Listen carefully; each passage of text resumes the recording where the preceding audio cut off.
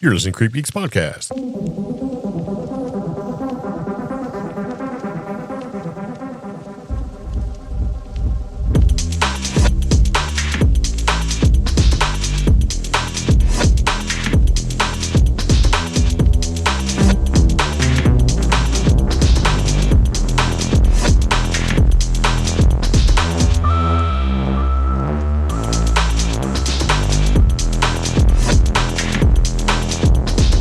So it begins again. Welcome back to CreepGeeks Podcast. I'm Greg. I'm Omi. This is Season 10, Episode 356.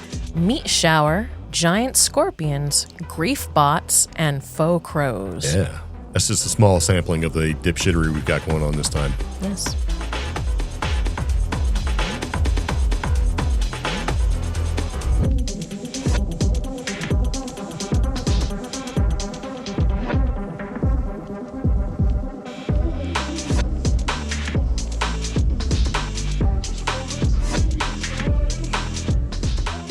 All right, so anyway, here we go. If this is your very first time tuning in to the podcast, the CreepGeeks Podcast, we like to broadcast weird stuff, paranormal news, and our strange experiences from our underground bunker in the mountains of Western North Carolina. Yep. Not Eastern, Western. We got mountains. There is no mountains in Eastern North Carolina. I know. That's obviously, that is the distinction between the two. East is beach, West is mountains, and nobody cares about what's in the middle. Except for farming folk. The Piedmont. Yeah, they had to church it up, I guess. But yeah, it's all farm stuff out there. But it's all good. We're in North Carolina. So anyway, if you'd like to contact us, there's a couple different ways you can interact with the show. We have a toll-free telephone number that you can call and leave a message, or you can just leave a message. That phone number, it's going to be 575-208-4025. That's right. And this episode is brought to you by BARLEY'S Bites. And BARLEY'S Bites is dedicated to providing top-quality homemade dog treats for every doggo to enjoy. And the treats are made from fresh, healthy ingredients without any harmful chemicals, ensuring your pet receives the best nutrition possible. And they are very active. Reach out, and they will talk to you and stuff. And there's actually a coupon code you could use for a special discount if you enter CreepGeeks.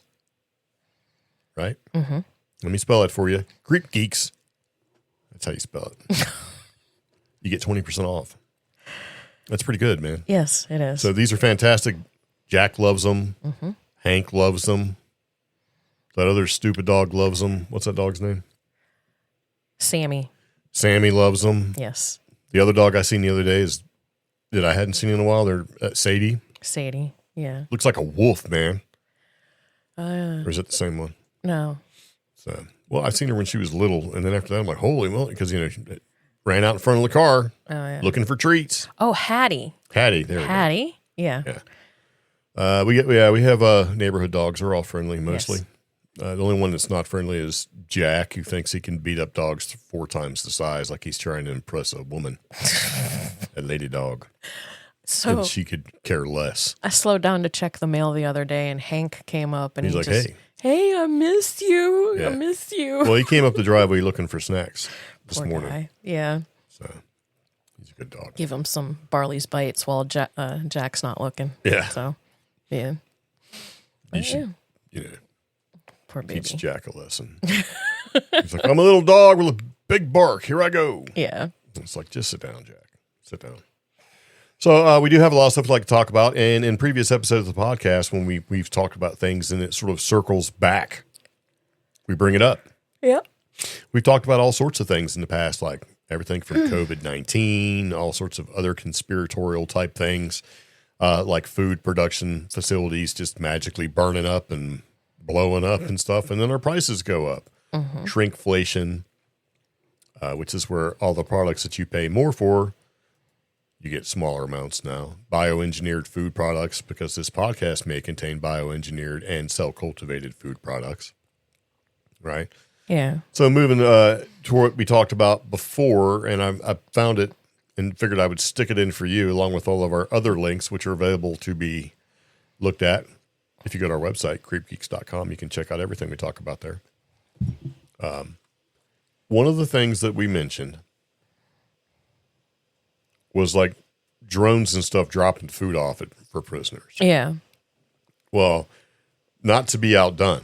Okay. These ladies were like, we need to make this even better because, guards are going to notice a drone flying a bag of McDonald's and stuff in. They're going to see it.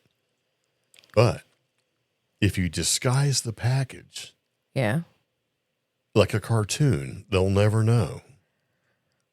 So these knuckleheads, this pair of women, Yeah. they were busted by attempting to deliver contraband to prison using faux crows. You know what a faux crow is? It looks like a big fake plastic crow. It is exactly what it Yes. is. So it's placed basically around a drone.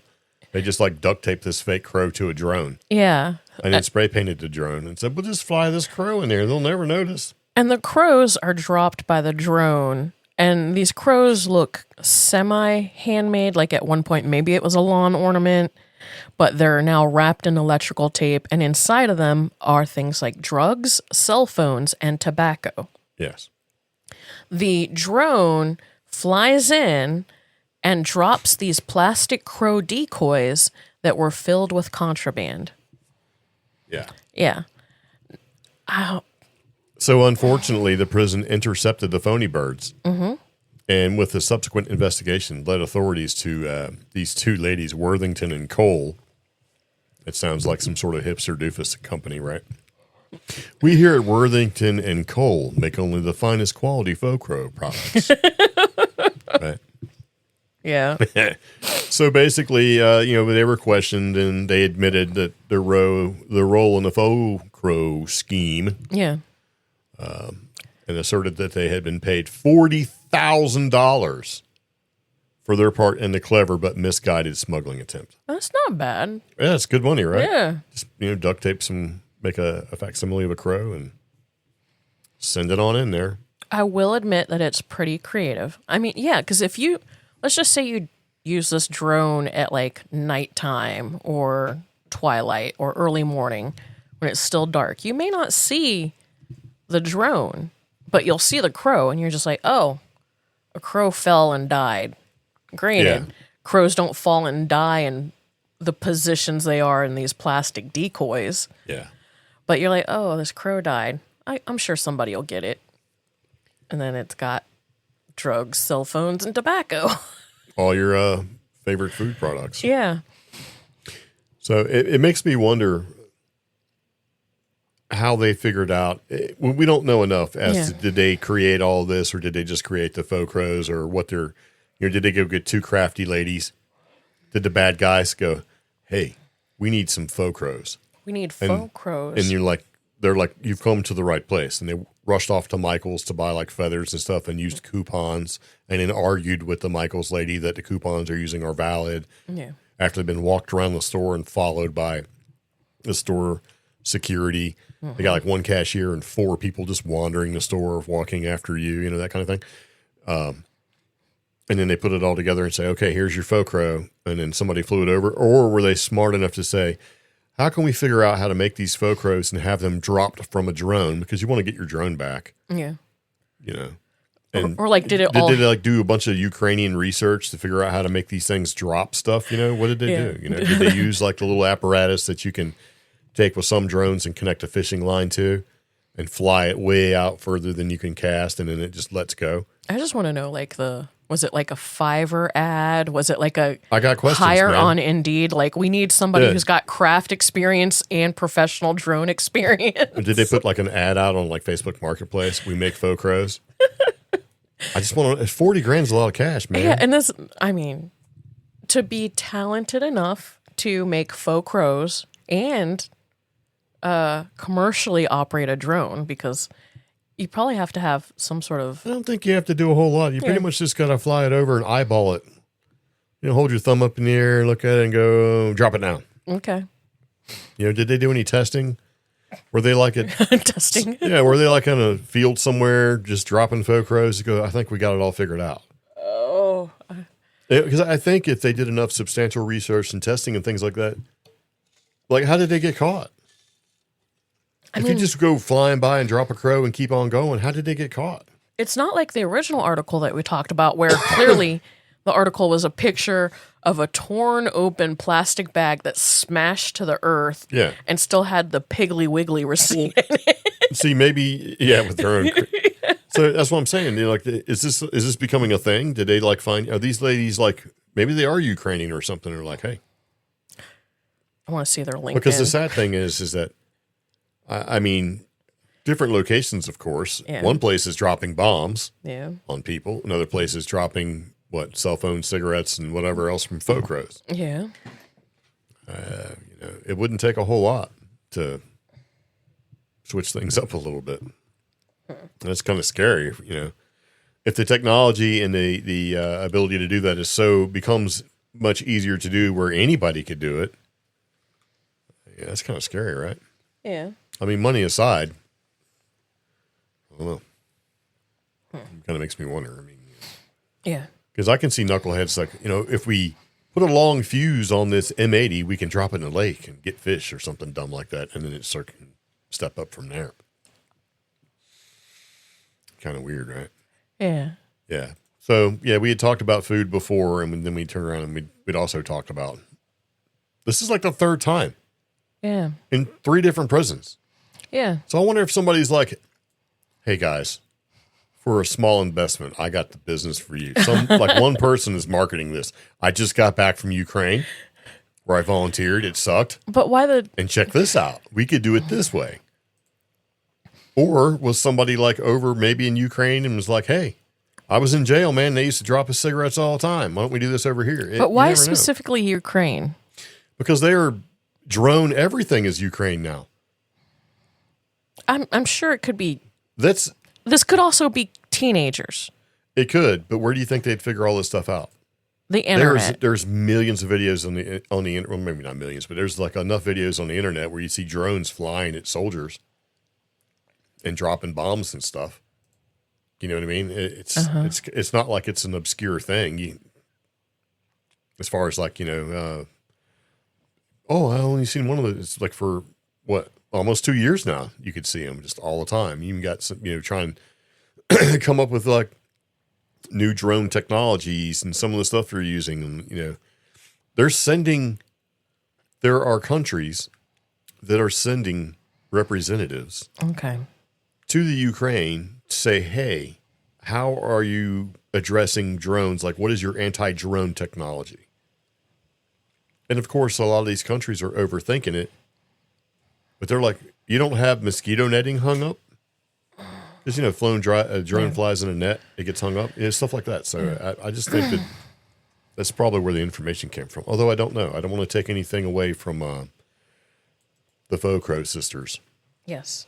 I don't know if they're really sisters or not, but what was their names again? Holman and Coleman or something like that? Pretty much. Yeah. It's still kind of nutty, though. So, all right, moving to the podcast. So they're getting busted for making Faux and dropping stuff off. And now we just talk about the Kentucky meat shower. Oh, Evidently. Man, I missed it. You missed the meat shower? I missed the Kentucky Meat Shower 2026 Festival. Well, I was going to say there is a festival. The 150th anniversary was this year. Very sad. You know what's gross? They actually have like a sample left. Yep. That you can go look at, and it just looks like this gross chunk of meat in a test tube vial kind of looking thing. It's been sealed. Activities and events at the Kentucky Meat Shower Festival included vulture flying, meatball toss, hot dog eating, bologna throwing, vendors, a mystery meat chili cook-off, and cash prizes. What about hot dog water lemonade? I don't know. I'm kind of very mad that we missed this. Well, I don't know if it's worth the road trip for us to go to Kentucky to celebrate a meat shower. 5 hours in 43 minutes. I was going to say 5 hours and 26 minutes, but that's how long it took us to go to CryptidCon. Yeah. Anyway, so on March 3rd, 1876, a farmer's wife, Mrs. Crouch, was making soap on her porch, and she reported seeing a piece of meat fall from the sky. She said she was 40 steps from her house when the meat began to hit the ground. So Mrs. Crouch and her husband believed that the event was a sign from God.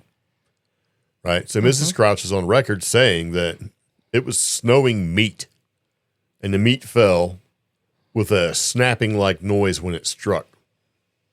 That's descriptive. Right. Now, Joe Jordan, who's a grocer in the area, stated that the smell was offensive to the extreme. Yeah. It smelled like that, like dead body. Yeah. Which is gross. So the phenomenon was actually covered by Scientific American, the New York Times, and other publications, and most of the meat pieces were approximately 2 inches by 2 inches. Yes. 5 centimeters by 5 centimeters if you're European, right? At least one of them, though, was big. It was 4 inches by 4 inches, which is 10 centimeters by 10 centimeters if you're European. And the meat appeared to be beef. 2 men who tasted it judged it could possibly be deer or lamb. Ew. That's gross. Yes. So writing in the Sanitarian, Leopold, I don't know how you say Brandeis. it. Yeah, Brandeis, identified the substance as Gnostic, which is the type of cyanobacteria. And he said it gave the sample that he had given to the Newark Scientific Association for further analysis. That's what it had on it. So when a doctor at the Newark Scientific Association analyzed it, he wrote a letter that appeared in medical records stating the meat had been identified as lung tissue from either a horse or a human infant. Yuck. That the structure of the organ in these 2 cases being almost identical. The composition of the sample was backed up by further analysis, with 2 samples of the meat being identified as lung tissue, 3 as muscle, and 2 as cartilage. That's just gross. Yeah. Yeah. So, yeah, his Gnostic theory relied on the fact that the Gnostic expands to a clear, like jelly-like mass when rain falls. And it's like often given the sense that it was falling with the rain, the meat. Yeah. And then Charles Fort, as we've talked about in the podcast before, who wrote the Book of the Damned, noted that during the Kentucky meat shower, there had been no rain. So... Yeah, so they asserted that it was cosmic meat. Charles Fort, the father of 14, or whatever. Yeah. Now, one of the explanations Well, are you going to say that the meat came from animals from an exploding planet? Yeah, I'm not going to say that. That is just... That's cool. I would like that more. Okay. One of the more accepted theories is that the meat was vomited up by a flock of black or turkey vultures, which are very common in Kentucky. And basically, when they fly in formation after eating a great meal, if one throws up, inevitably the rest of them throw up. That's more disgusting than cosmic meat. Yeah. Now, they will also throw up in instances where they need to make a quick escape and as a defensive method when threatened. The problem is, when a flock of them fly together, they don't get defensive because they are a fairly intimidating group of birds. So, yeah. Yeah, I don't know, but it's gross. Yeah. And if you're in Kentucky, maybe on March 3rd, then you can go to the meat festival. But you have to be careful. Sometimes they celebrate from leap year to March 3rd. So, yeah, I just found that on the website, which is super cute, and I'm kind of mad. Yeah. I don't know. It's a commitment, man. It's basically 11-hour trip if you think round trip to go see, Yeah. Old cosmic meat. So, will it really rain meat? Yes, we have updated weather forecasts that indicate the rain will begin at 4 p.m. Saturday, February 28th in Owingsville, Kentucky. I think it'd be great if somebody set up like potato cannons, like we're outside of where the festival is, and just started shooting meat at people. That's what. It'd be awesome. They're like, oh, here it comes, guys. And they're all, celebrating the meat. What is this about prizes? 1,876 individually numbered pieces of meat will rain from a cloud at least 500 feet in the air above Owingsville at 4 p.m. on February 28th, 2026. The numbers on the pieces of meat rain you find will correspond with prizes that have been donated. This is a way to encourage folks to collect all of the rain and make it even more fun and rewarding. Is it real meat? Once you collect Well, I bet some pieces of vegans would be meat rain, furious. return to this website to determine if you will also receive a prize. Which is, I hope, is more meat. How big will the meat be? Bite-sized and completely edible. Is it real meat? Yeah. And unlike other small town festivals, these people have my respect. They have posted a parking map that includes avoiding where the meat will be. Well, I guess that's nice. So if you're a vegan, you can stay away from that area. Can you imagine just not knowing why you're there? And then you get pelted with meat, numbered meat at that? The URL for this Kentucky Meat Shower Festival is fleshfalls.com. I'm kind of liking this. Yeah. So rolling back into the podcast where we talk about stuff we've talked about before, we have talked about food recalls and things like that and food shortages. Well, this article is a little bit different. This company received a massive French onion dip shipment. Like massive. So, and this is on Coast to Coast. Check it out, right? Yeah. There's a video if you want to watch, but it's called the Mystery Dip Shipment. So there's a Philadelphia mac and cheese eatery, which I guess I didn't know that existed. Is that their thing? They just do mac and cheese? That sounds all right. Yeah, it's all right. But I mean, probably. They received a staggering 600 containers of French onion dip. Okay. Yeah. And it began last month, right? When Marty Lieberman, who owns the food kiosk called MacMart, right, got an unsolicited email from a promotions company in Australia, right? And so, and it's basically something about their offer of free product struck her as unusual. And so she accepted a sample to see if it'd be a good fit for her eatery. And this does happen. You get promotions sometimes. People send you emails. Companies will all the time send you emails saying, hey, we want to send you can you review this? We'll send it to you, whatever. I get them all the time, right? Yeah. So something happened where Lieberman, received the first shipment, 150 cases of hell of a good French onion dip, constituting a titanic 600 tubs. So the French onion dip is actually pretty good. I like it. We've had it before. I'm like, wow, that's, Yeah. Yeah. So the unease was confirmed when Lieberman posted about her situation on social media and quickly heard from the Hell of a Good company, which told her to stop what you're doing. We don't know where that came from. Yeah. So you got, if you get cases and cases of this stuff, if you're working there, imagine having a bunch somebody's eating that stuff like, well, I mean, I'm going to try some of it, right?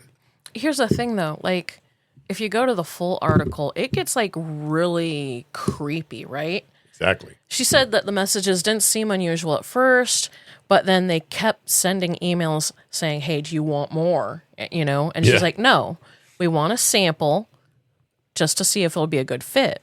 So the messages continued. So she blocked them. Then weeks later, a delivery arrived and a really nice man shows up at the door and says, hi, honey, I have your cases. And then just literally starts unloading these crates. 150 cases of 600 individual tubs of hell of a good French onion dip. Yeah. And Hell of a Good saw her posts on Instagram, immediately sent her a DM saying, stop what you're doing. We don't know where this came from. Yeah, that's pretty scary. Yeah. Stop what you're doing, man. Yeah. This would be one of those funny episodes on X-Files. Here's the thing, though. Did it really go all the way to Australia and then it came back here? Because isn't Hell of a Good from Well, no. I mean, the email probably came from Australia. All right. See, because a lot of companies hire third-party companies to do promotions and stuff like that to get reviewers and social media stuff. And so it's just some dude. Yeah. Or some lady dude, whatever, who's sitting there, who reaches out via email. You respond back, and they go, oh. And then they're like, hey, would you like to sample this? Or would you like to do a review on this? We'll send you the product for free. Confirm your name and address, and you do, and they send it to you. It's not the actual company. I get them all the time. Okay.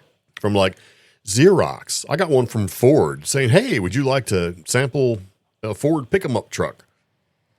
But it's not really from Ford. It's from some third-party company with some, I'm assuming Chinese person, because a lot of them are Chinese because it comes from WhatsApp and all that. But anyway, it's still kind of creepy. Yeah. So anyway, that was an article that came across from Coast to Coast AM, written by Tim Banal. Mm-hmm. So one day Tim's going to reach out and go, you've been saying my name wrong. But we're kind of on the same wavelength, man, because everything I've seen that I've been interested in that he puts up, I'm like, yeah, that's pretty funny. That's pretty cool. Because then I'll see it later on too. But that's kind of sketchy. Yeah. Because you know what would happen if it came to us, right? I'd be 5 tubs in, and then the next day I'd get an email saying, stop what you're doing. And I'm like, oh no. Oh no. Yeah. What's going to happen? But yeah, I'd be mystified too. But she really can't be that mystified because she knew it was going to happen. She was going to get a sample.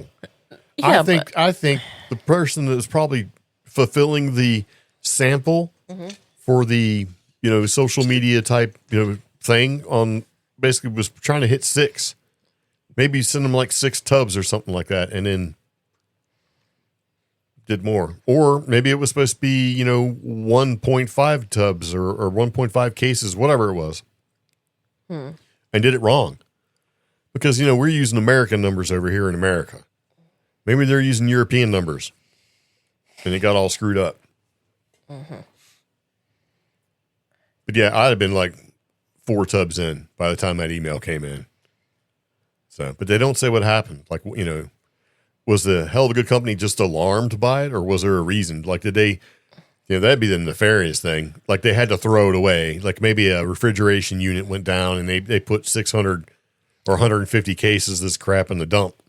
So, and somebody got it and was like, hey, what happens is we're going to sell this. They'll tell somebody like this because oddly, liability purposes, of course you're going to say, stop what you're doing. We don't know anything about it. They'll ask for all the lot numbers and then say, don't throw it away yet, but hold on to it, which means they have to sit there and it eats up space. I had a similar experience when a long time ago, a Sam's Club was opening and I was there working, doing registers, cash registers and stuff, Anyway, getting them set up, installed, and serial numbers and all that jazz.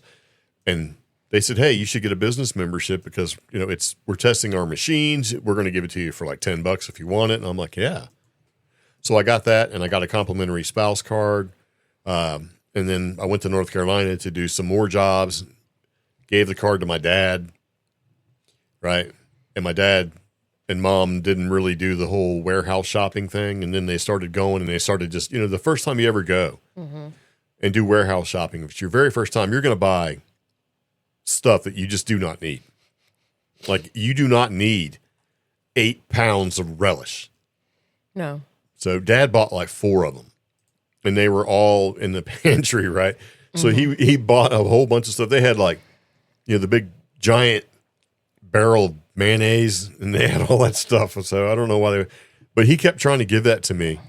Like, you need some relish? And I'm like, well, yeah, but I don't need 8 pounds of relish,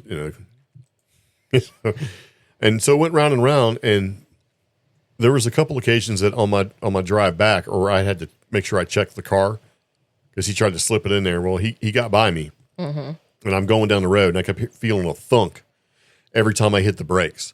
And I'm like, all right, I got to pull over. Something's weird, right? Because I had roughly a 400-mile trip that I'd make every couple days. And I went to a rest area, and when I popped the hatch of my hatchback, because it was really good and economical, and it had an armrest and great AC, was one of those 8-pound things of relish. So I'm like, I'm getting rid of this relish. I'm like, Dad got me, right? Because he finally got rid of it because, Mom didn't want it wasted because they spent money on it, and I'm not going to eat it. I can't, Plus, it had been there like 2 years. So I go to throw it in a dumpster, and this dude was like, whoa. Hey, man, what are you doing with that? And I'm like, it's relish. He's like, I know what it is. What are you doing with that? And I'm like, I'm going to throw it in this dumpster. And he was like, why? I'm like, well, it's expired, and I don't need this much relish. And I told him that my dad, hooked me up with it, right? And he's like, no, I'll take it. And I started asking, what are you going to do with it? And I thought better of it because then he might give it back to me, right? So, Yeah. I'm like, all right, man, you enjoy. And I think about that guy every once in a while. Like, is he just in the woods with a spoon? Like arm, elbow deep in this jug eating all this relish. Oh, gosh. I mean, it was dill pickle relish, so it was sour, it wasn't sweet. So, but he was like, whoa, come running up all crazy. What are you doing with that? I'm like, heave-ho this in the dumpster. So, and he, Dad did that stuff to me all the time. He also, he used to try to give me money on, here, this is for your trip home or whatever. And I would never I tried to never take it. Well, one time he came up and said, take this money. And I'm like, I don't need it. And he was like, okay, well. And then he let it go. And I didn't think anything about it. I'm going on the way home. I would go to open up my glove box. And I had the window open, right? The windows. And there was like $150. Yeah. Like in $20 bills and a 10. And it just went whipping out the window at like 65 miles an hour. I'm like, oh, so, yeah. Because I told him, I was like, yeah, I didn't know you put that money in the glove box. He's like, well, you could use it. I'm like, well, it blew out. And he's like, well, you should have just took the money then. It's like, all right. Thanks, You Bob. Got it, though, right? Yeah. You like, pulled over. Did you get any of it? No, why? No, I didn't get all of it. I recovered. You financially recovered from that?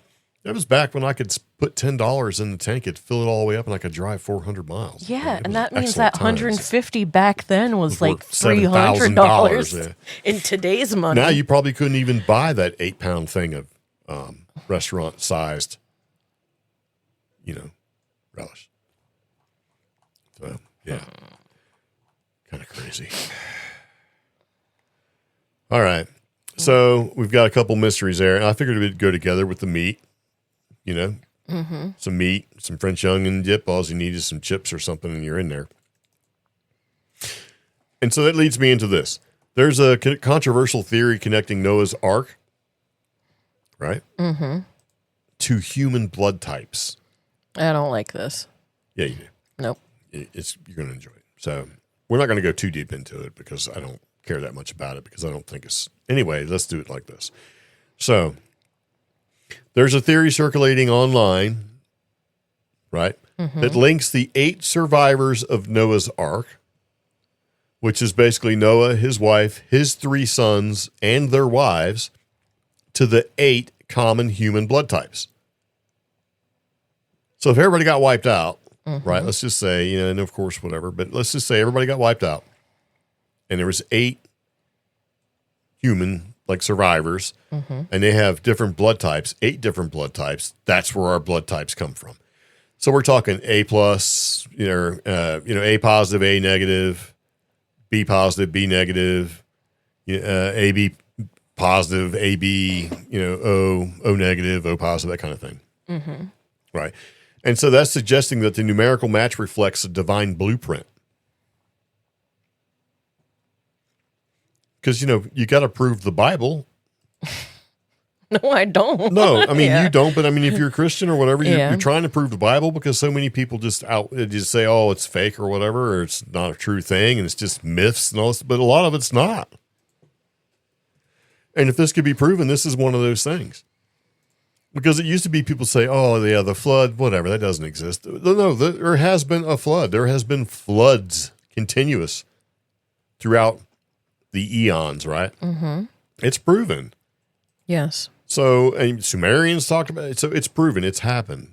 So if the survivors have eight blood types, right, and it matches the 8 blood types we have now, because there's 8 survivors, 8 blood types, this is something, man.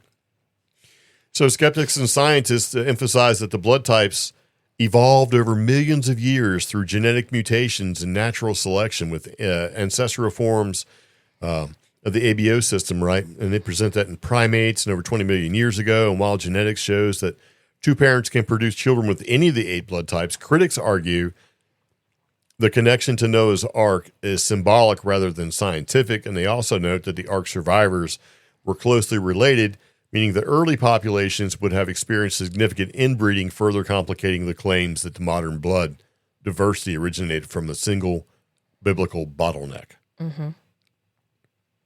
Sure, blood types evolved over millions of years. Yeah. All right, so let's take 8 people and stick them on a boat. They have 8 blood types. We have 8 blood types. Okay.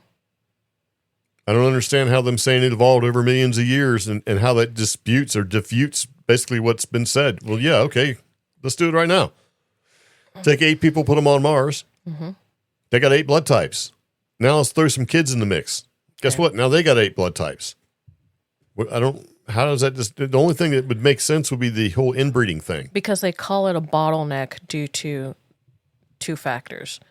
Inbreeding, and inbreeding will cause what we call genetic variants or genetic mutations. But it's a fine line that nobody wants to talk about it. The difference between genetic mutation and genetic expression. A good example of genetic expression would be, let's not use incest. Let's just use 2 people from opposite sides of the planet have kids, and they're very different types of people, and one of the kids has blue eyes, but the dad doesn't. It would have been a genetic expression that came up when genetic variants occurred. Sure. So are you disproving inbreeding? No, I'm not disproving inbreeding. I don't like these theories because they get too close to eugenics, in my opinion. And they whitewash inbreeding. Well, of course. Well, if you go back and you look at the Fertile Crescent thing, where all life was created around the Nile and the Fertile Crescent thing, then how do you get the different colors, shades, blood types, and all that stuff? And that's like, where does all that people come current from? Scientists, because I just read this article like last week, there seemed to be a preference where Neanderthal men were deliberately hunting out Homo sapien females. Well, probably because they're probably better looking.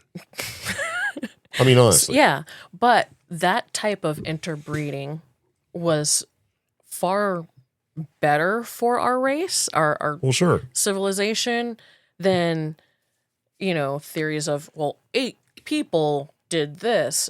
I would rather have, fighting bands of Neanderthals and fighting bands of humans. Yeah, but Noah and all that stuff was millions of years later. Yeah, I know. But, see, that's the issue that we have with all of this, with science and, religion and all of that. Mm-hmm. You can explain things. It doesn't ever explain it in a way where you're like, yes, this is how it is. Mm-hmm. Because there are certain things that the fringe people will say that will fill that sort of missing puzzle piece and make it make sense. But the other 2 groups, like science and religion or whatever, say, no, that's just crazy. Because the fact is, and I believe this, we are not the first set of humans to live this earth. I think that we get wiped out and come back and wipe out and come back. Okay. And if you look at it that way, that we've been wiped out and come back several times for whatever reason, it makes sense. Because when you find things like the pyramids are actually older than the Egyptians that allegedly built it, and you find, what's that? It's at Punta Kunta. I can't even say it. There's a place where the cement blocks are made. They're not carved or whatever. They're cement blocks that are made. Anyway.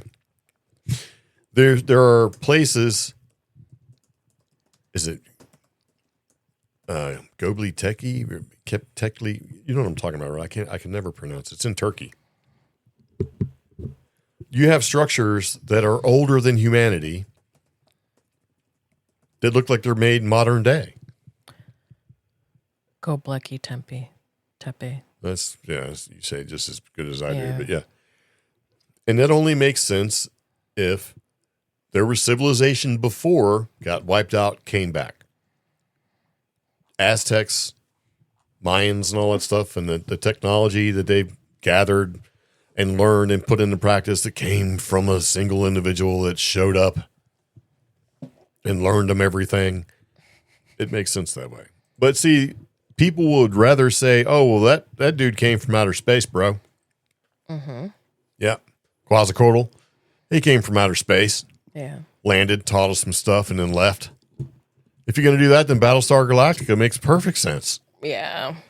So, but yeah, it was just a fun thing to look at. Wait a minute. 8 survivors, 8 blood types. Proven.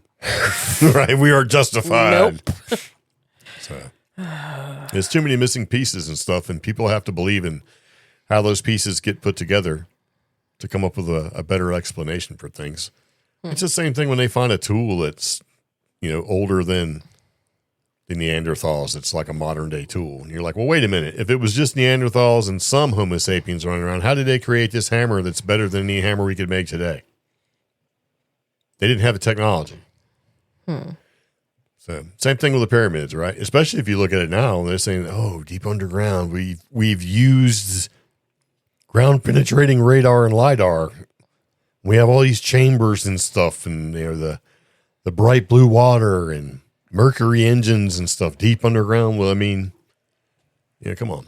You can take it all the way back and say, well, when aliens came, and that's not even getting into the Hindu side of things, right? Where they say, well, these gods came down with spaceships and fought each other.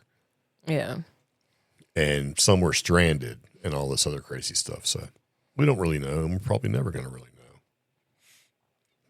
So, yeah, I can tell you this. Some people see aliens while on DMT.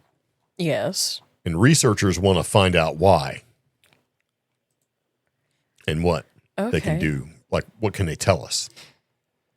So, but that same study could have been performed like a decade, 2 decades ago, and the headline would have been... It probably was performed a couple decades ago. The headline would have been, some people see God, or some people see a dead relative. Yeah. I think whatever's in the current ethos is what people are going to see. It's how you phrase it, because if you said some people see their guides, their astral guides, all of that, and then you're like, well, that's crazy. Yeah. But now you say aliens. Aliens is a cool hotness, right? Yeah. Yeah.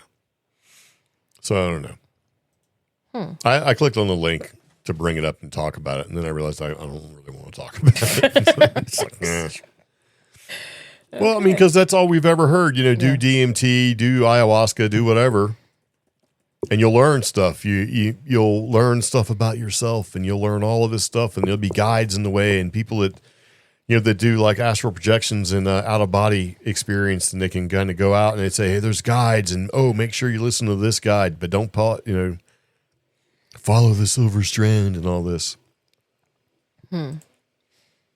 So if it's really all related, and there's also I thought this was pretty crazy too. You do ayahuasca and you get set up with a laser, like a red laser, and you do like a really narrow band, and you can, if you put yourself in the correct position at an angle, you can see the matrix refreshing.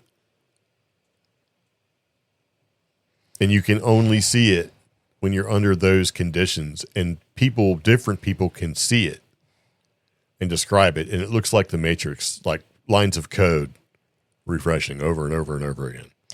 And that goes to the whole, everything's a simulation. I guess you can just pick your flavor with all this stuff. If you want to be tech, you can pick the tech side and use everything's a computer simulation. If you want to be religious, everything's an angel or something like that, right? So you can just kind of, but it seems like it's all very similar. Yeah. See what that means? What? It's all true. I mean, honestly, let's just say it's all true. It's just it's the experiences catered to you. Pick your flavor. Speaking of flavor, oh, that was a Wired article, by the way. So if you really wanted to go into it, you can click the link when you get on our website, CreepGeeks.com, and you can read Wired for yourself and look at it. This is something I put in here for you since you did it the past 2 times. Florida man, Albuquerque woman, or some dummy from North Carolina. It's a guessing game, right? Yeah. So I put it in there. It's a link so that you can't discern what it is. I can't even, what's the title? From the link. The title is HTTPS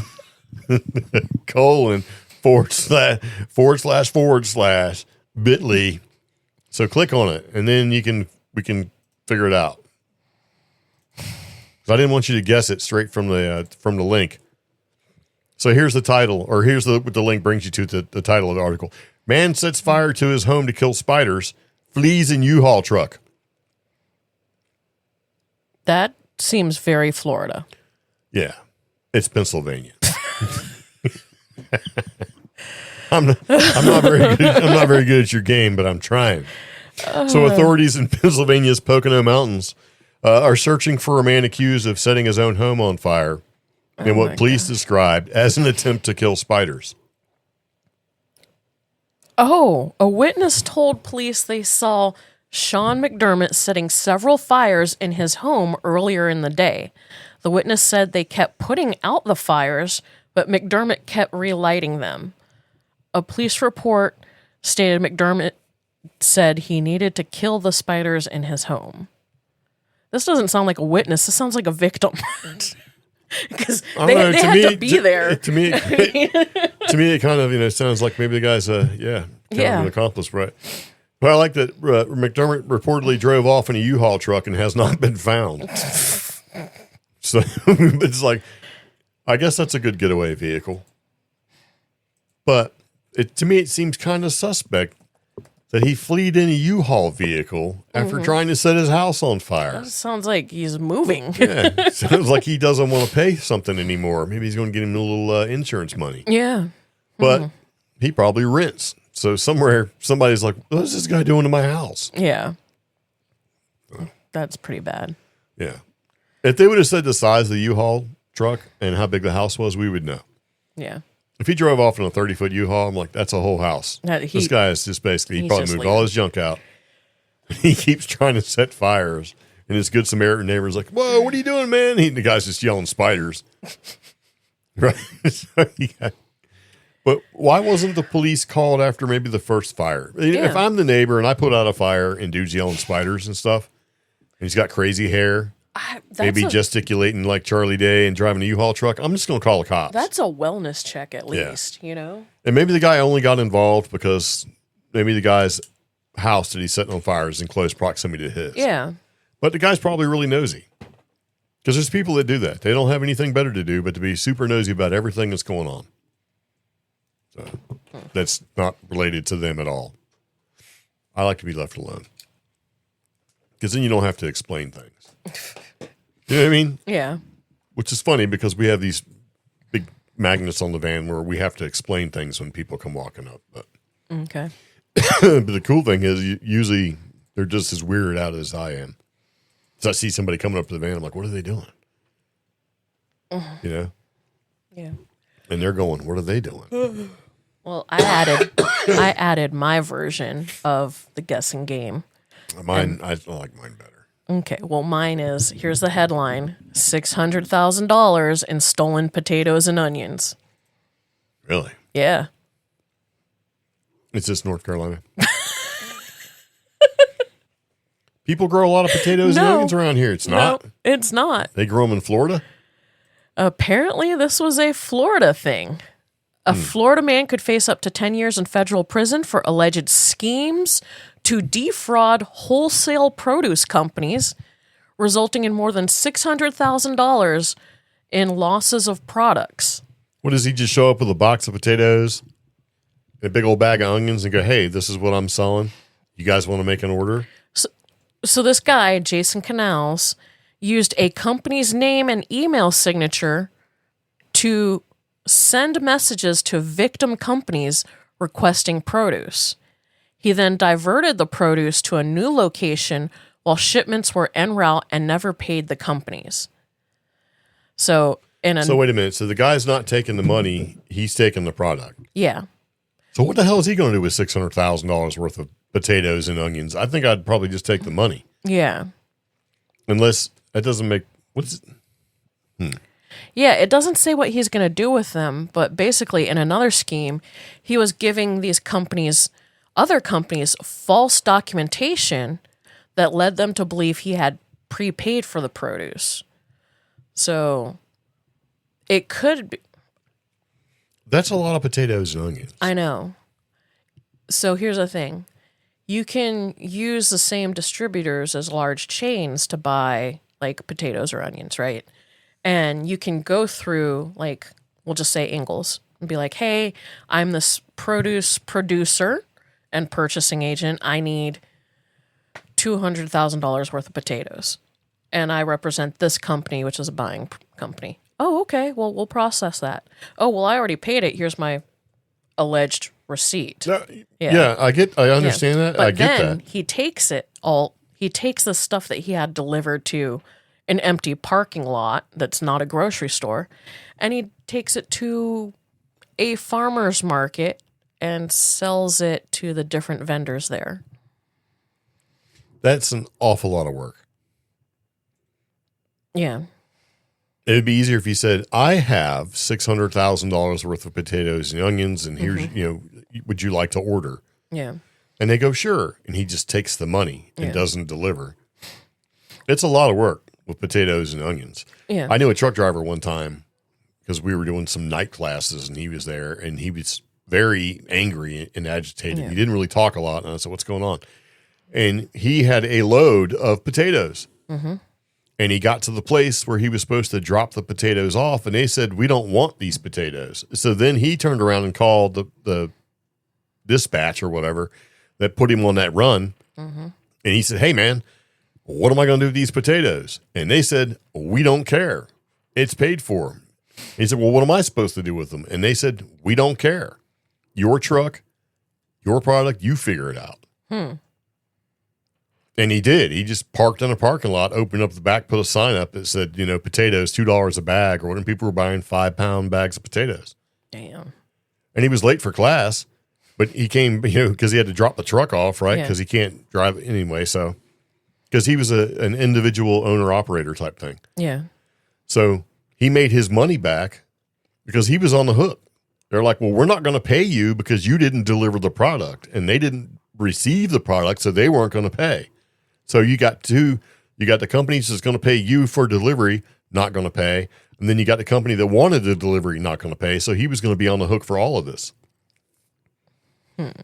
So he just sold them all. And evidently that is not an uncommon thing, because I've seen videos of people selling soda and stuff out of the back of their trucks because somebody refused delivery and then nobody wants that hot potato. But I cannot see having $600,000 of potatoes and onions. Maybe this is over time. Yeah. That just seems like a lot of work. Because especially if you ever smell a potato when it goes bad? Oh, yeah. I used to work. Yeah, where I used to work. Used to work in a potato factory? No, at a food hub, and we had that happen. It is awful. It smells like death.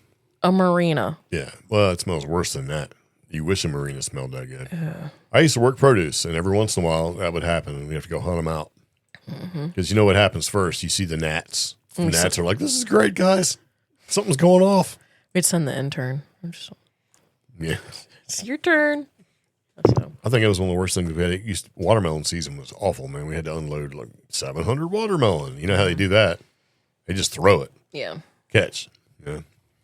That's the way we did it. So you have a link in here that says these guys stole our game. Yeah. Apparently it's some TV show called Good Day. And they decided to do, for a few years, not long after us, their own version of Did This Happen in Florida? Well, that's not us, man. That's Florida man stuff. And yeah, but it was. If you just said Florida, Albuquerque, and North Carolina, well, see, that's the thing. They would use different states as well. Oh, yeah. So I'm a little mad about that. I'm not that mad. Okay. Yeah, they could send us a T-shirt. They wanted or something like that. But see, here's the thing about television. Yeah. And broadcast television. They can steal your stuff and there's not a whole lot you can do about it. Yeah. So I did a YouTube video one time about, it was Sun Chips. They changed the bag. Yeah. And it was like the loudest potato chip bag on the planet. And I did a video where I opened up a bag and crumpled it, and it was just like crumpling so loud. My entire family in the kitchen was like, what are you doing? What? Stop. That kind of thing. Even the dog was scared. You were there. Yep. And it wound up on like CBS, like on our morning show. Yeah. And I know this because my ex-wife was like, what are you doing on TV? Why am I seeing? I see why are you and your dog on TV? And I'm like, what are you talking about? And that's what it was. They gave me nothing. Yeah. I didn't even get a bag of Sun Chips, but it was like this crazy. That bag doesn't exist anymore, but it was the loudest bag. There's no way you could hide that. And I can't find that video anywhere. I meant if I was smart, I would have saved it, Yeah. like the clip. But I was able to watch the clip and go, what? Because we were all there. And Ben was freaked out. Yeah. He was scared of the bag, but he knew good things were in the bag. He liked chips. So Yeah. that was something we shared. Chips. He enjoyed chips. So I did put this in here under our paranormal section as we're kind of rolling through it. Yeah. It's not because the Park City has a ghost guide, right? Because the article is entitled Park City Ghost Guide Crosses Over County Line. And it's got some dude, he does ghost stories and the walking tour type things. Mm-hmm. And it shows him wearing a cowboy hat and a duster coat and some kind of pimp cane that says tours on it. It's the fact that you can go to the library and check out ghost hunting equipment and then go take the tour. Yeah. We've been actually talking about that, our local library. And that's the cool thing, because I don't think people realize what libraries do. This is something I think that's very cool for a library to do. Like you could walk in there and go, I'm going to go on this ghost tour. Yeah. I have a library card. Can I check out an EVP device or an audio recorder or something and go take the tour, or just go do your own ghost investigation and bring it back? Those are actually some of the first items our local library is planning to include in the lending library. Yeah. It's a priority. I will donate an audio recorder. So we just have to get the lending library up and running. Well, when it, okay. Yeah. You just took away people going, that's great. Those guys are going to, I will donate an audio recorder. Yeah. And it will be a spiffy red one. So, from CreepGeeks. Yeah. Here is an audio recorder. Oh, and also, if you're trying to rebuild your audio collection of CDs and such, because you want to get your media back and own your own media instead of just renting, songs and music and things like that, and you're thinking about doing it because people are buying iPods and MP3 players and going analog or whatever, or reducing screen times and interactions and things. Library sells CDs and DVDs. A lot of times they are stupid cheap, so you never know what they have. So then you can take your CD and rip it like you did back in the 2000s or whatever, put it on your MP3 player and listen to your own stuff and actually own your own media. Because you know what happens when you stop paying for Spotify and all that stuff? It goes away. Yep. So you can build this huge collection of all your songs. I got thousands of songs. Stop paying and you won't have thousands of songs. And on your phone, what ends up happening? You have storage you can't access until you... That's correct. Yeah. Because I own all my media, and I said, well, let me get the music version equivalent from the music app. And you know what it does? Because I'm like, I'm going to put albums on here because I like the albums I'm listening to. It says, cool, here's 2 of the songs off your album. Let's move to the next one. I'm like, well, that's not good. That's not what I want at all. So, yeah, there you go. But, yeah, that's the only reason why I put that in here. But, the article itself is pretty cool. It talks about, this guy, Jeremy Borf is his nickname, Klein, who demonstrates the tool use and shares the basics of paranormal research as a featured presenter for the library's monthly Try Something Tuesday, because he does the ghost tours. So Borf does the ghost tours and then goes into the library, shows you how to use it, and then you can check out the stuff. So I like the idea of Try It Tuesday. Yeah. A lot of libraries do have like classes and stuff that occur monthly. Like I learned how to make a cigar box guitar, right? Yeah. And we learned some leather stuff. Yep. What else did we did something else? Make a book. Oh yeah, make a book. Yep. And I would just like everybody to know that I have not repeated any of that. But, it was fun to go do, right? It's like, oh, this is cool. You can probably save yourself tens of dollars taking a class before you actually go and spend all the money on Amazon to try to do it yourself. That you is, watch YouTube videos. Yeah, that's the other thing about these. Most of these library adult programming community classes, most of them, the supplies are provided for you or they're very modest. Like there's one class where it's like, you pay $20 for a hobby that just to get started is like $80. Yeah. So, and I don't have a problem. Like Yeah. if there's something that requires money, I don't have a problem giving you $10-15 to figure it out. yeah. Because you can ascertain very quickly. Yeah, I do not want to do this ever again. I am completely fine. You know, Yeah. I gave it a shot. I looked at it and all the effort into it. It does not bring me the fizz. You know, Yeah. the cigar box thing, I think is super cool. And I would like to do that again, even though I don't play, Yeah. you know, but you know what I mean? So I would definitely do a paranormal thing. Yeah. I would like to go. I don't want to do it. I don't want to stand up here and tell you all about it because you know what it turns into. The same thing I did last Halloween and the Halloween We just before talk it. about ghost stuff and nobody really learns anything. Uh, It's funny. You can't get people to share yeah. ghost stuff, but you put it in an environment and you eventually start talking and people realize, oh, well, they're not that weird. And then they open up and you're like, that's a great story. Can I use it? And they're like, well, I'd rather you not, you know, that kind of thing. But Yeah. it's still fun though. So there you go. Maybe if you're listening and you have a community type situation where you're, know the people, librarians or directors, maybe you can suggest that to them. And they might just give you the side eye. Like, I don't know, that seems kind of weird. But it probably would fly if you have a ghost tour that occurs in your city or your downtown or wherever it is. Yeah. They'd probably be way more open to it. So, but yeah, this guy's got it going on. Old Borf, he's got his cowboy hat and duster and his pimp cane that says ghost tours on it. So I guess that's better than looking like Indiana Jones to walk in the woods. Just, not pointing any fingers at people like that. Speaking of giant scorpions in Florida, Okay. I was thinking back to being in New Mexico where you had to, we had scorpions in the garage and every once in a while they'd die and they'd fly out at you when you moved something. It was always kind of scary, right? Because I grew up when watching James Bond where the scorpions would kill you to death like in 2 seconds, right? Mm-hmm. Well, I came across this blog, carlschuker.blogspot, where, you know, it's a blog. It's not the most aesthetically pleasing blog, but there was one section in it that I thought was pretty interesting. He worked for the Florida Department or volunteered. Anyway,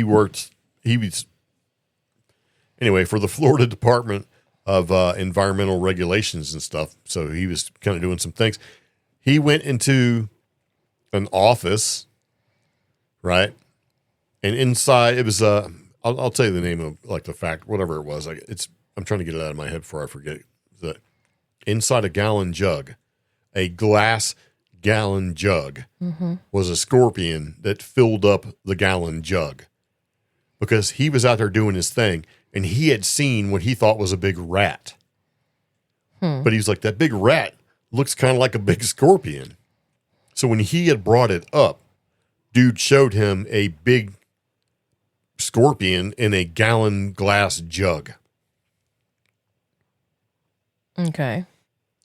So, I mean, that's not like a giant scorpion like you'd expect to see on, you know, like in the movies like Jason and the Argonauts or something like that. But if I seen a foot long scorpion, that's giant enough.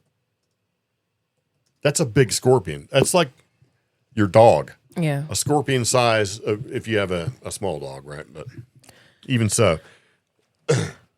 Yeah, well, verifying the labels on the containers of chromium waste and seeing that they were properly filled out, I caught a glimpse of one as it scurried across the floor. At first glance, it appeared to be a scorpion about 1 foot long, right? And since scorpions don't get that big, I assumed that my eyes were playing tricks on me and that I actually saw a rat. When I told the owner that I saw a rat, right, but I could have sworn it looked like a scorpion, he smiled and took me to an office and showed me a captive specimen in a 1 gallon glass jar. The captive scorpion was fully as long as the jar that contained it. And gallon glass jars are about 10 inches long, right? And so that's the estimated length of that scorpion. And the factory owner told him that giant scorpions are occasionally seen also around the Sebring Airport especially in and around the leather factory. And a man was stung, said this sting is extremely painful, but not serious, as he did not require medical attention. And a scientist who knew about the insects and those scorpions remind him of, said the scorpions reminded him of the scorpions that you see in the Caribbean islands. So, and all the information in that paragraph was from the factory owner. And he says, I did not personally meet this. He's called him the stung man, the man who got stung. Yeah. So there's two types of giant scorpions. One is Heterometrus swammerdami, and the other is Gigantometrus swammerdami. It's like bidding one, like when somebody bids on The Price is Right. Yeah. They'd be like, whoa, $9.99, and you're like, $1. They're forest scorpions, similar to the emperor scorpion.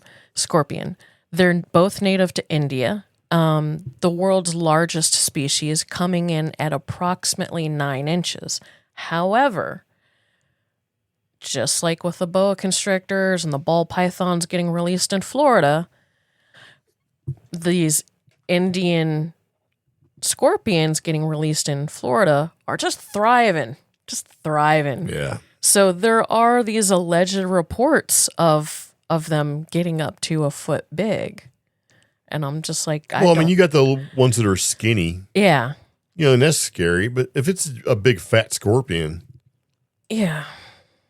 Like, I would just start blasting. Yeah. You know, because I've been places where there's wharf rats that are as big as dogs. Yeah. And they're all hairy and weird. Like, that's what the scary part is. They're all like got crazy hair on their backs, right? Yeah. Well, all right. So the picture that you showed me is as big as that guy's hand.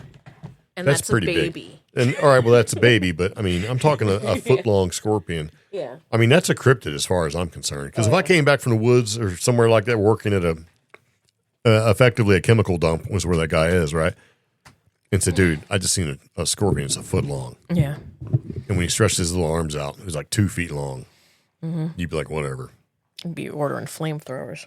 So. But much like the Thunderbird, if it's just big, you know, some people say, well, that's not cryptid enough. It is if you've got one running at you. Yeah. So there you go. Big hairy scorpion. I wonder how neon he glows when you hit him with the light. I think it has to do with... That might make him mad.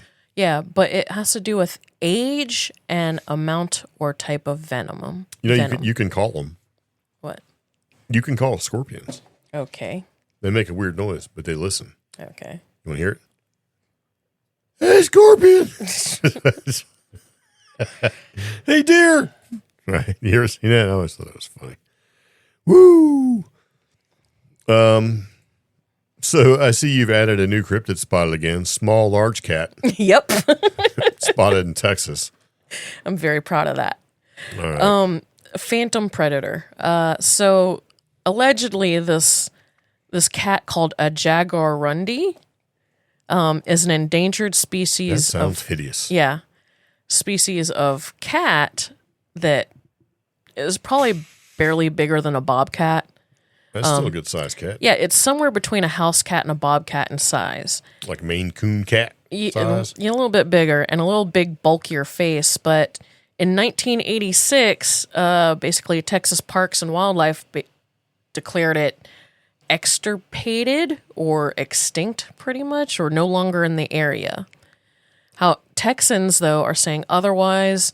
Now, this article is slightly wrong in the fact that they're saying... Since last May, locals in Seguin, which is outside Austin, have started seeing this cat. But since, I want to say, 2023, Texans in this particular area of Austin or outside Austin have started to see sightings of this cat. So it looks like a house cat that's been mixed with a bobcat and a cougar. It looks like, yeah. It looks thick. Yeah, it's like a house cat and a bulldog had a baby. I mean, because it's just a big block head with little ears. And yeah, so they're just saying that it's starting to get sighted more and more in this area outside Austin. So he's back. Yeah. which is good. I think that's good. Kind of like the. Well, I mean, what purpose do they serve except to kill things? Yeah. What are they killing? They kill field mice, moles, invasive species, birds, eggs, chickens, whatever they can get. Okay. Well, I mean, most house cats, they can be pretty destructive because they just kill a lot of everything. So, like nesting birds, anything on the ground. Yeah. Baby raccoons, little baby animals. Well, trapping cameras. They kill trapping cameras? No, in South Texas have reported sightings and photos near Big Bend National Park. So kind of near Marfa. Cool. Yeah. So we're going to wrap it up with 2 animal stories to finish the other animal story. Possible small large cat coming back. Yeah. So an Illinois man was arrested for alleged rooster abuse. That's awful. Well, he's beating up the rooster so the rooster could get strong and fight. Which sounds terrible, right? I'm going to make you tough. Yeah, I'm going to toughen you up, man. It's horrible. Right? And on the opposite side of that, which is equally bad, but in another way, this guy trained his dog to illegally dump trash in Italy. So you got one guy out there fighting his rooster in the yard to toughen him up for fighting, right? So he could go and do cockfighting. And then you got this other guy who's like, I'm going to train this dog to take my trash and dump it so I don't have to. So there's a video of this dog going out and illegally dumping trash. He's carrying a full-on trash Either way, bag. these dogs are being used. These pets. These animals, are being used. This poor baby, he was literally carrying a trash bag almost the size of him, and he is walking down the road, and then he gets off the road and gets into what looks like a yard area, drops a trash bag, and then looks over his shoulder, which I can only assume is his owner. Like, did I do good? Did I do good, Daddy? I'm a trash daddy. And he's just like showing his little dog treat. Come on back, boy. And then the poor rooster, though. Yeah. I mean, that's horrible. Yeah. I mean, but they're both bad in their own way. So. Oh, beyond this peculiar possession of fighting the bird, the police noticed this guy appeared to be intoxicated and provided fictitious identifying information. Yes. This poor bird. But then I thought about it. You also got people it seems like it's always in Japan, where the dog gets on the train and goes to the market, gets like a bag of bread or whatever. He's got like a dollar bill in his mouth, right? And the bakery dude's like, "Oh, there's shiri," or whatever, and he gives him this little bag, and he gets back on the train and goes back to his 150-year-old Japanese dude. Yeah, and they sit and they have bread together. Yeah, that the same thing. Studio Ghibli style. Movie. Yeah. So you got one guy's like, I guess that's the whole illegally dumping trash part of it. But if the dog is cool with it. And then you got the other side where the dog's smart and says, okay, so I watched these guys give this dude a leaf, right? Because he doesn't know what a dollar is. Yeah. And he gets a treat. Yeah. If I give him a leaf, well, I get a treat. So he grabs a green leaf and he gives it to the guy. And the guy's like, I guess I just give this dog a biscuit. Yeah. And then he goes like every day and does that. And then he's bringing his friends back. He's got like kids. It's like, hey, we all got leaves. That was at a campus cafe. So a college campus cafe. In Japan as well? No, I think that one's in America. Yeah. I'm sure it's happened other places. But I just think it's funny that the dog's like, I don't have a dollar, but I got this green thing. Because, dogs, they don't see green and all that like same stuff the same way we do. Because you've seen that where you can apply a filter to your pictures to see what your dog sees. And then you're sad because your colorful blanket, he can't see any of them. He's just laying on a gray mass. It was Colombia. So, yeah, he learned really quick. Where? So, the country? Yeah. Yeah. So, this dog, whose name translates to basically Blackie. Really? Yeah. That was my dog's name. He is cared for by the school's faculty. And he was just hanging out and watched how the students would give leaves to the cafe people, so he decided to do the same thing. Huh. Yeah. Get him a little something to eat. He got a cookie. That's fair, I guess. Yeah. Yeah. Oh, he is a very large, very heavy lab. So he's like, that's all I get?